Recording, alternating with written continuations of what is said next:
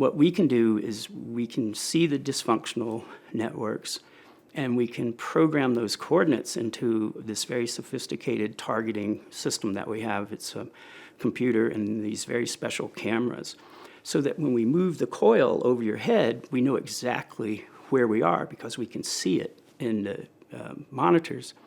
And we can be right on the dysfunctional region that we want to target and treat. So it's really kind of revolutionary what we're doing.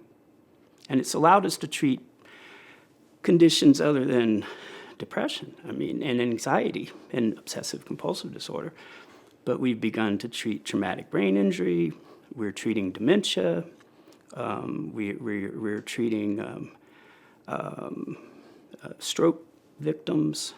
So it's really kind of expanding the way we think about transcranial magnetic stimulation. But it's all because we can see what's going on in the brain.